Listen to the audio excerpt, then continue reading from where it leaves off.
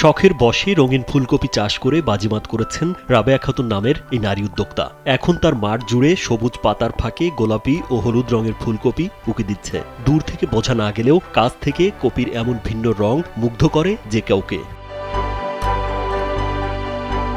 আগে সাদা রঙের কপি নিয়মিত চাষ হলেও এবছর প্রথম রঙিন ফুলকপি চাষ হচ্ছে। খরচ কম হয়, লাভ বেশি। রঙিন কপির চাহিদা রয়েছে দেশের বাজারে। দূর দূরান্ত থেকে সাধারণ মানুষ ছুটে আসছেন এই রঙিন ফুলকপি দেখতে।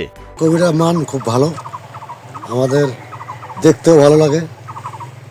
সাদা কপি যদি না নেয়, এটা হাটে নিয়ে গেলে খুব সুন্দর চাহিদা। এই কপিটার স্বাদ মোটামুটি ভালো। এই কপির ফসল দেখে দূর দূরান্ত থেকে এই কপির ক্ষেত দেখতে জন্য দূর দূরান্ত থেকে লোকজন আসতেছে।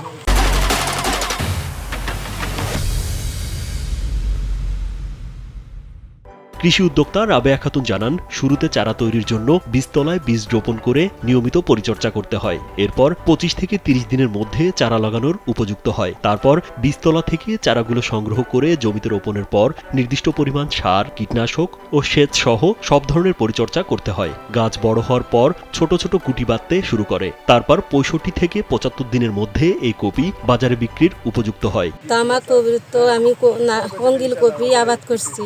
তামাকের থেকে লাভ বেশি হবে, ৩০ টাকা বিক্রি হয়। কি চাহিদা আছে, পরবর্তী আর বেশি করবে, অনেক লোক দেখতে আসে এই কপি।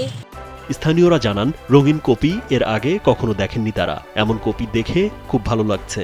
বীজ পেলে আগামীতে এই জাতের কপি চাষ করবেন বলে জানান তারা।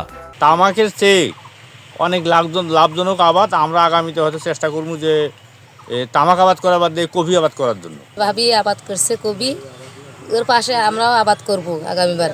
অন্য অন্য কপি দাম কম, এগুলোর দাম বেশি। একটা পিস ৩০ টাকা করে বিক্রি করা যায়। উপজেলা কৃষি কর্মকর্তা তুষারকান্তি রায় জানান, কৃষি বিভাগের পক্ষ থেকে রাবেয়াকে সব ধরনের সহযোগিতা ও পরামর্শ দেয়া হচ্ছে। আগামীতে এ কপির চাষ বাড়াতে চাষিদের সব ধরনের সহযোগিতা করার আশ্বাস দেন এই কর্মকর্তা। জৈব বলয়নাশককে জনপ্রিয় করার জন্য আমরা এখানে চেষ্টা করেছি। এখানে আমরা বাজারে ক্ষতিকর কীটনাশক বাদ দিয়ে বায়োচমক, বায়োটিন, বায়োশিল্ড এগুলো আমরা ব্যবহার করেছি। তাছাড়া এর পাশাপাশি সেক্সরমন ফাঁদ, বিভিন্ন ধরনের হলুদ ফাঁদ ব্যবহার করেছি, যাতে এখানে কোনো ধরনের কীটনাশক ব্যবহার করা না লাগে। কৃষক এখানে সম্পূর্ণ নিরাপদ উপায়ে তার রঙিন ফুলকপিটি উৎপাদন করতে সক্ষম হয়েছে। লালমনিরহাটের কালীগঞ্জ উপজেলার কাকিনা ইউনিয়নের রুদ্রেশ্বর এলাকার মাঠেই রং ছড়াচ্ছে এই রঙিন ফুলকপি। রাজীব বিশ্বাস, কালবেলা।